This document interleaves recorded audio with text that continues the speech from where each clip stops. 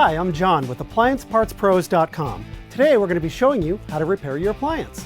Remember that anytime you work on an appliance, make sure that it is unplugged or the circuit breaker is turned off so there is no chance of electrocution. We're going to show you how to install a new socket rod support for your GE washer. It's a really easy job that only requires a 1/4-inch nut driver, a putty knife, and a few minutes of your time. When you open the package, you'll get one new socket rod support. The reason why you'd be replacing the socket rod support is if the washing machine experiences excessive shaking or vibration during use, or if there's an odd sound during use. To access the part, we'll first need to remove this front panel assembly. Use a putty knife to press in and release the two tabs that hold the front panel in place. Afterwards, remove the front panel. We'll now need to lift up on this top panel. To do so, use a 1/4-inch nut driver to loosen and remove the two screws that hold the mounting clips in place.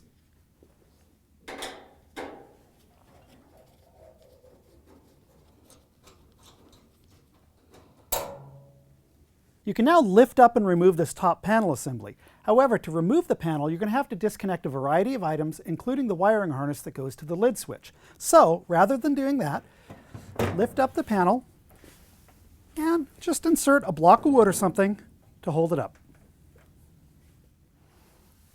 Located at the front part of the washing machine are two different suspension rod and spring assemblies. The socket rod support is located on the top of the washer frame. With one hand, pull up on the rod, and then with the other hand, remove the socket rod support.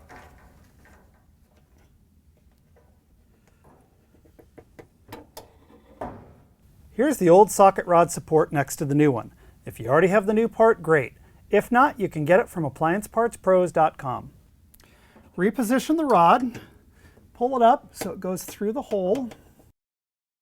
Install the new socket rod support, and you're going to need to rotate it so it slips down into position, and then lower down the rod. Remove the wood block, and then lower down the top panel. Thread in and tighten the two screws that hold the retainer clips in place. Reinstall the front panel, making sure that the base is positioned on the two mounting tabs, and then push on the top until it clicks into place. Once the front panel is in place, then reconnect the power cord, and then your appliance should be ready for use. Thanks for joining us for another successful repair brought to you by AppliancePartsPros.com. And be sure to check out our other repair videos on our website, on our Facebook page, and on our YouTube channel.